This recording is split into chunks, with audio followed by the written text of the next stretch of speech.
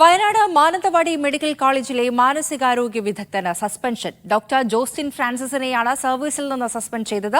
ചികിത്സയ്ക്കെത്തിയ പെൺകുട്ടിയെ പീഡിപ്പിച്ച കേസിൽ ഇയാളെ കോടതി ശിക്ഷിച്ചിരുന്നു. കുറ്റവാളിയാണെന്ന് കണ്ടെത്തിയിട്ടും ജോസ്റ്റിൻ ഫ്രാൻസിസ് സർവീസിൽ തുടരുന്നു എന്ന വാർത്ത മീഡിയ വൺ വാർത്തയ്ക്ക് പിന്നാലെയാണ് നടപടി. Media one impact.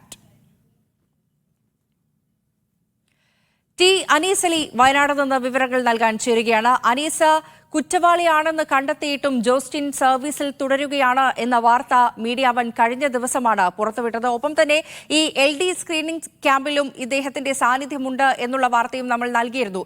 അതിൽ നിന്ന് പിന്നീട് ഇദ്ദേഹത്തെ മാറ്റുകയൊക്കെയുണ്ടായി. ഇപ്പോൾ എന്ത് നടപടിയാണ് വന്നിരിക്കുന്നത്?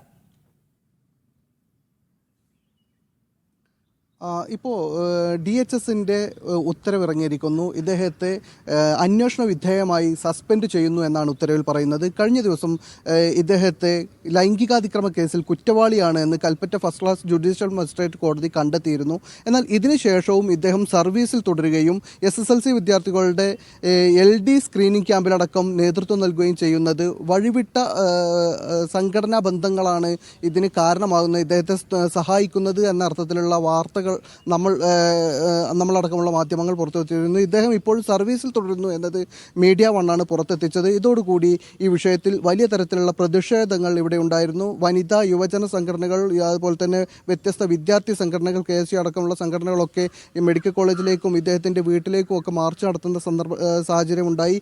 ഇതേ തുടർന്നാണ് ഇപ്പോൾ കഴിഞ്ഞ ദിവസം ഇദ്ദേഹത്തെ ഈ കുട്ടികളുടെ ക്യാമ്പിൽ നിന്ന് അദ്ദേഹത്തിൻ്റെ ചുമതലയിൽ നിന്ന് മാറ്റി മറ്റൊരു ഡോക്ടറെ പകരം ചുമതല ഏൽപ്പിച്ച് DMO ഉത്തരവിറക്കിയിരുന്നു.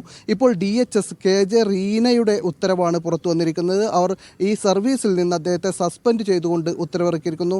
കഴിഞ്ഞ ദിവസമാണ് Kalpetta judicial first class magistrate കോടതി ഇദ്ദേഹത്തെ 2 വർഷം തടവിനും 20,000 രൂപ പിഴക്കും ശിക്ഷിച്ചത്. 2020 ഒക്ടോബറിൽ നടന്ന സംഭവത്തെ ആസ്പദമാക്കിയായിരുന്നു ശിക്ഷ.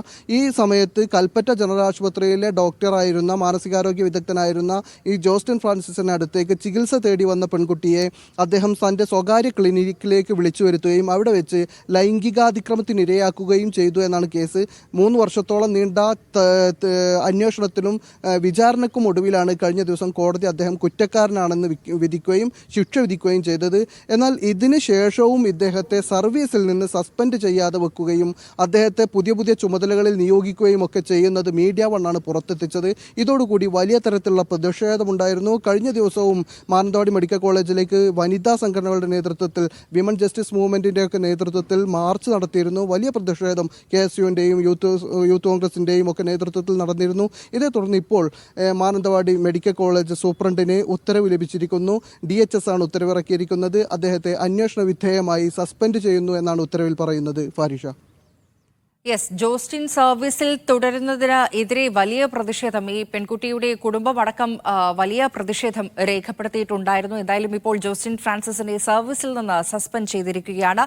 ടി അനീസ് അലിയാണ് ഈ വാർത്തയുടെ കൂടുതൽ വിവരങ്ങൾ നൽകിയത്.